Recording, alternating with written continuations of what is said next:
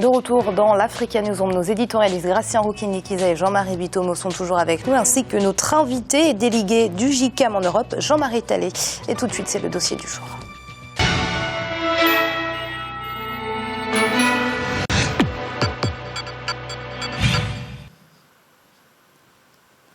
La crise financière a provoqué un regain d'intérêt pour les partenariats publics-privés, aussi bien dans les pays développés que dans les pays en développement.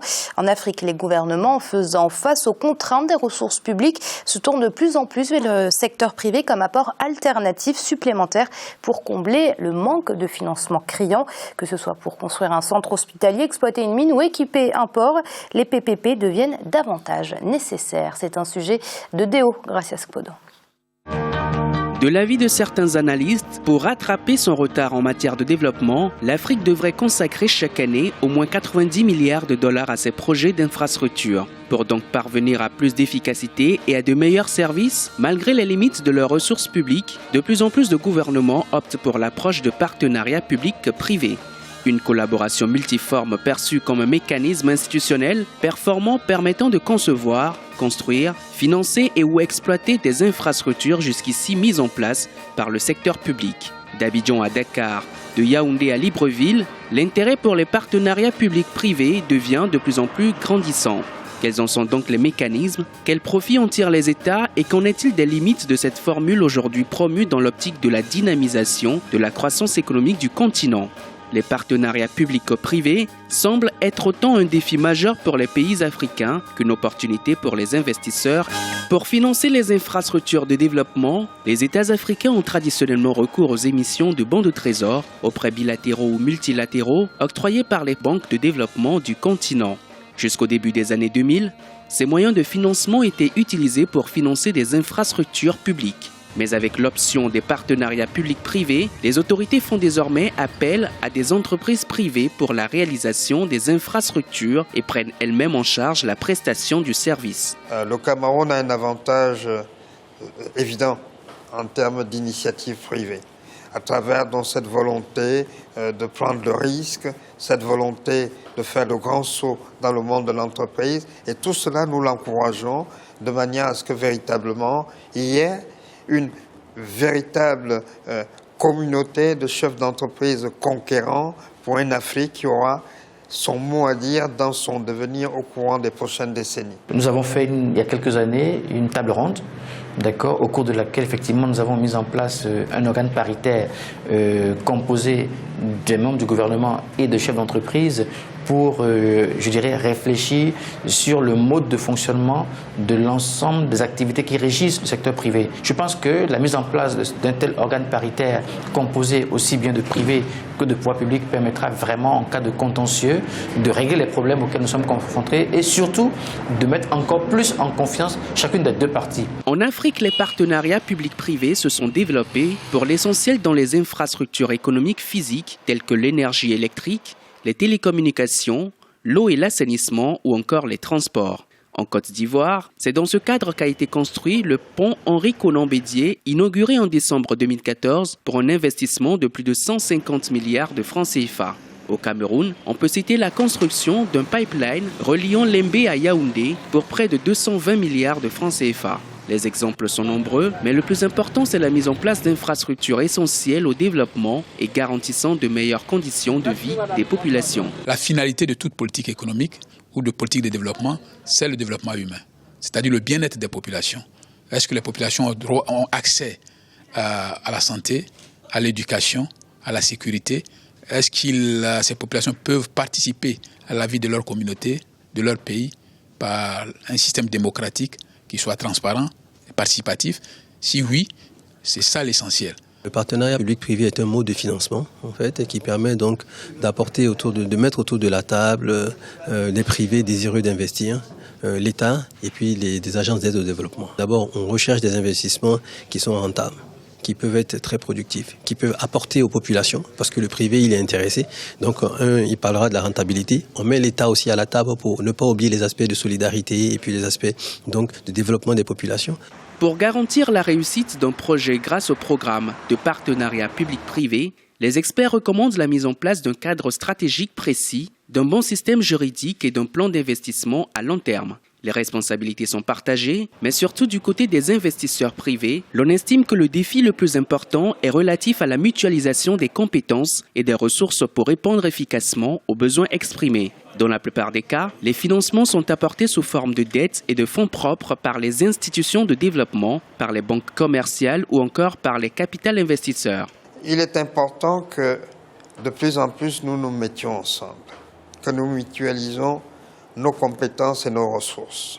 L'une des plus grosses attentes, à côté naturellement de l'amélioration constante du climat des affaires, c'est sans doute la question des infrastructures, de l'énergie, qui doit être réglée, les routes, de manière à ce que nos entreprises puissent circuler dans toute la région. Les partenariats publics-privés comme solution à la problématique du développement, beaucoup y croient encore à travers le continent. Mais des contraintes subsistent dans de nombreux pays, notamment en termes d'inadéquation des cadres juridiques et réglementaires, d'absence de compétences techniques à même de gérer les programmes et projets de partenariat ou encore de limites des marchés financiers. Au Bénin, il y a une chose qui est importante qu'il faut savoir, c'est que l'État est le premier fournisseur et le premier client du secteur privé. Et par rapport à ça, eh bien, je pense que chacun doit jouer son rôle. Le secteur privé doit faire preuve d'encore plus d'imagination, d'encore plus, je dirais, d'abnégation, de persévérance par rapport à ce qu'il a envie de proposer. Il ne faut pas non plus que nous ayons un secteur privé qui soit essentiellement axé sur le négoce, l'import-export. Ça n'a jamais développé un pays. Ce qui développe un pays, c'est la transformation, c'est la création de richesses. Donc, je voudrais que la plupart de nos collègues qui sont dans l'activité entrepreneuriale ne se concentrent pas essentiellement sur l'activité du port où on récupère des marchandises qu'on revend. Ce n'est pas comme ça qu'on se développe. On se développe à travers l'agrobusiness, on se développe à travers le service en tant que prestataire et surtout à travers d'autres activités qui sont devenues plus porteuses telles que les TIC et d'autres activités liées aux nouvelles technologies.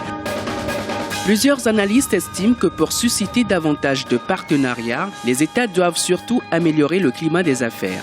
À cette condition, un partenariat public-privé évitera certaines difficultés comme les retards et dépassements de coûts, la limitation des budgets d'investissement, le renforcement de la capacité d'innovation et de développement de nouveaux pôles d'activité dans le secteur privé. Cependant, il est déjà envisagé de nouveaux modes de financement des projets du continent, les partenariats publics-privés à paiement public.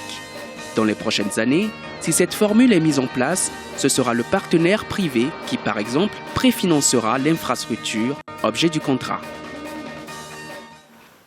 Monsieur Talley, on l'a vu dans ce reportage, les PPP ont permis de grandes réalisations. On va dire oui. Les PPP ont permis de grandes réalisations parce que c'était lié aux grandes réalisations de grandes structures. Et le plus important, et je pense que le président André Fotso du JICAM l'a dit et de l'UNIPES, il a dit là-dedans, c'est d'abord l'amélioration du climat des affaires. Parce que les PPP, tel qu'on le voit, nous avons réussi à être dynamiques, à être efficaces au JICAM, parce que nous avons fait la promotion des partenariats publics-privés. C'est-à-dire que chacun a sa place et que chacun joue son rôle. Nous, le rôle d'opérateur économique privé et l'État, le rôle de régulateur. Alors, il s'avère que quand on prend le cas du Cameroun, certes, l'État va jouer son rôle de régulateur, mais il y a une certaine lenteur. Il y a des grands projets structurants, et il y a des grands projets qui relèvent des ambitions du Cameroun par rapport à 2016-2019, pour parler simplement des plus proches. On ne voit pas l'État extrêmement actif là-dedans. Alors que nous, au niveau du JICAM, au niveau des opérateurs économiques privés, nous sommes prêts et nous attendons. Alors, ce qui a été dit, ce qui a été relevé par les différents acteurs économiques privés au sujet des PPP, c'est extrêmement intéressant pour dire qu'il y a ce nouveau mode de financement, qui en réalité n'est pas si nouveau que ça au niveau des collectivités ou de l'État. Ça date de près d'une dizaine d'années. Et qu'on commence à le mettre en place au Cameroun, ça demande surtout un encadrement. Et quelqu'un parmi les orateurs à relever, les responsables à relever, le fait qu'il manque un bon encadrement juridique. Alors, il faut savoir que les PPP, ça a beau être intéressant, mais c'est pas seulement ça. Ça profite et ça bénéficie à un nombre très petit de grandes entreprises qui sont bien ciblées. Et ce n'est pas si créateur d'emplois que ça. Et ce n'est pas si créateur de richesse que ça. Parce que quand on dit, alors il y a, je crois, le responsable du Bénin, de Chrono du Bénin, qui a parlé, non, de KPMG, qui a parlé de rentabilité.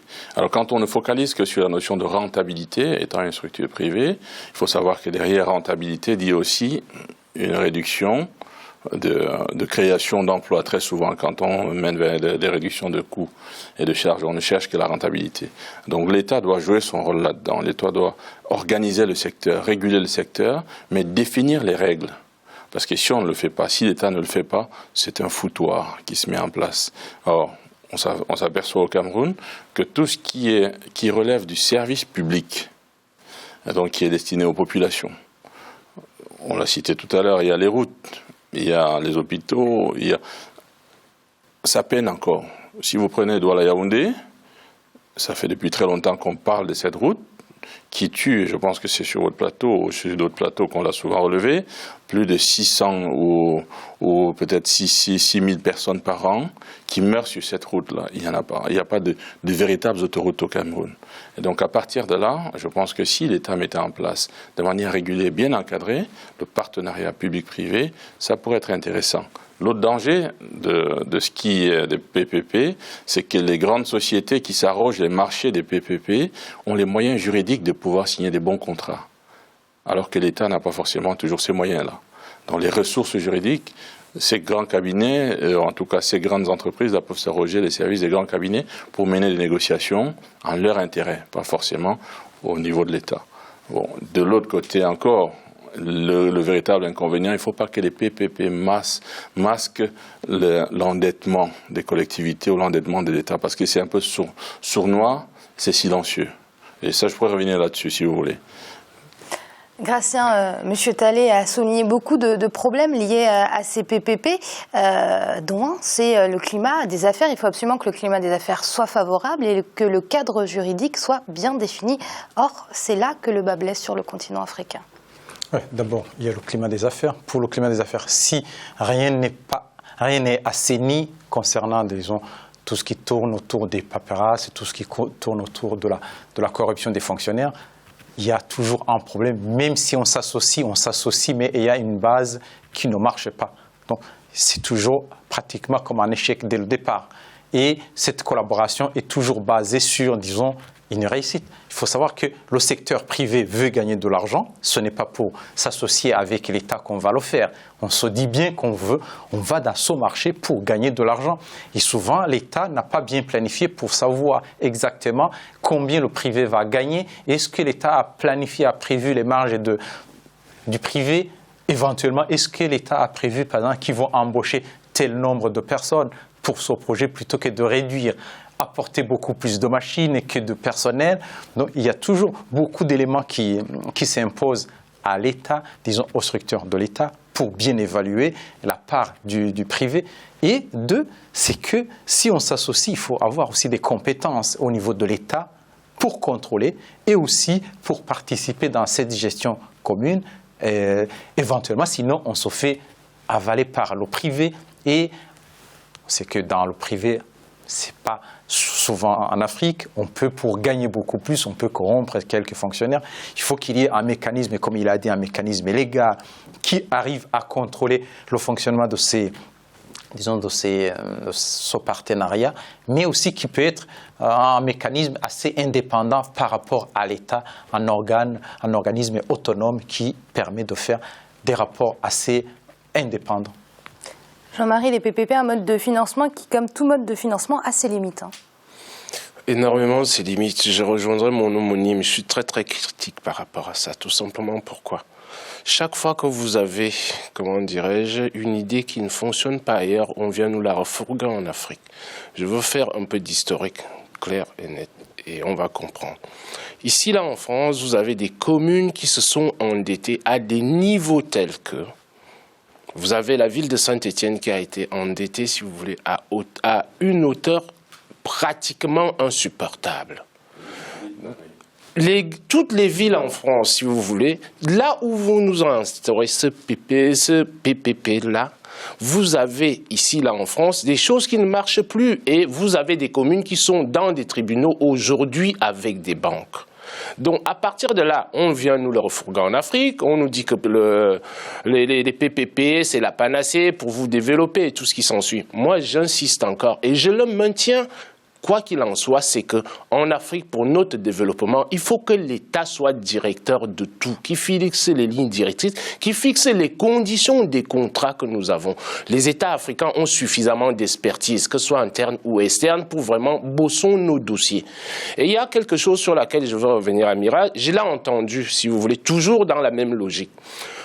On nous a dit à un certain moment dans le reportage que ce sont les banques de développement qui s'occupaient de prendre des crédits pour les infrastructures en Afrique. Tout à coup, qu'est-ce qu'on nous dit? On nous dit non, on va maintenant, si vous voulez, dans le B2B, le gré à gré, si vous voulez.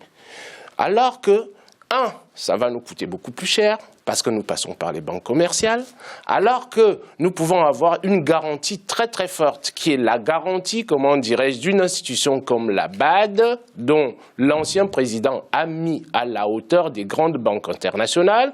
Vous avez le nouveau directeur qui est un Nigérian qui est relativement compétent, mais pourquoi est-ce qu'on enlève cette charge-là, si vous voulez, à des institutions qui sont compétentes pour pouvoir opérer sur les marchés internationaux, les marchés financiers internationaux à la place de l'État, pour aller le donner, si vous voulez, à l'État. Donc ça va faire alourdir la charge de la dette dans nos États. Il est temps maintenant que nous prenions nos institutions qui fonctionnent et que nous les fassions fonctionner au bénéfice des Africains. Monsieur Talley, alors très rapidement, vraiment, on n'a plus de temps. Alors ça va être très rapide. Donc il est absolument nécessaire que, quand on a l'habitude en Afrique de copier des modèles, alors si on veut copier un modèle qui a fait ses preuves ailleurs dans l'échec, il faudrait qu'on prenne ces modèles et qu'on les corrige. Parce que sinon, quand on a des systèmes très souvent corrompus et très souvent malveillants, comme dans la plupart des États africains, il est capital qu'on ne mette pas en place des PPP dans l'opacité ou dans la complaisance, parce qu'il y a très souvent beaucoup de complaisance. Donc il faut éviter la complaisance. Alors le problème des PPP, et qu'il faudrait relever rapidement, c'est que ça masque l'endettement de la collectivité ou de l'État. Parce que les dépenses qui sont liées au PPP ne sont pas des dépenses d'investissement. Ce sont en général inscrits en dépenses de fonctionnement, comme l'exploitation. Donc on paye des petits loyers là-dessus sur une certaine durée. On n'a pas l'impression que la commune s'est endettée. On n'a pas l'impression que l'État s'est endetté, alors que réellement, derrière, c'est extrêmement lourd. Et ça ne profite pas toujours aux populations qui souvent payent 2 fois dans ces impôts, mais en même temps dans l'utilisation du service public en question. Et c'est l'heure de marquer une nouvelle pause. On se retrouve très vite pour la suite de l'Africaine nous en. À tout de suite.